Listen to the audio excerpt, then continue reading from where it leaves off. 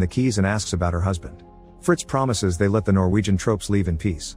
Meanwhile, Toft's group is leaving town, and the Germans try to stop them, but the colonel ignores them and they keep on marching. Back in the hotel, a few German soldiers arrive through the back door and Ingrid distracts them with breakfast to give her friend and co-worker Björg the chance to help Ross and his assistant escape.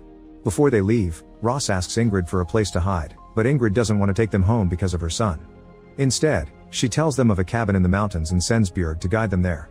When Ingrid goes home after work, Aslak tells her they should leave town. Ingrid worries about Toft, but Aslak points out the soldiers left and they won't be able to come back as long as the Germans are here. They go to the harbor, where they find the waters filled with dead Norwegian Marines, and they discover the ferry isn't available, so they'll have to take the train. Toft and his team are currently marching along the train tracks.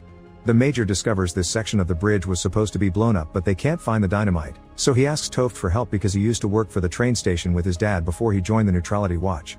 Toft doesn't know anything about the dynamite and calls his dad for help. Aslak tells him the location of the dynamite but also warns him there's a train coming and Ingrid and Ole are in it.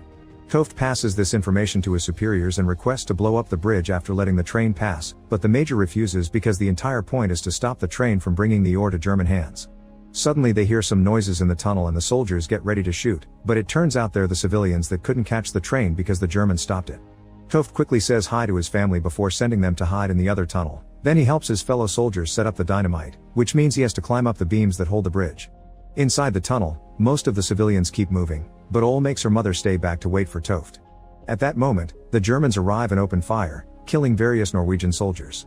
The Major orders the detonation of the explosives before Toft can climb down, so he has to jump and land on the snow before he's hit by the explosion too.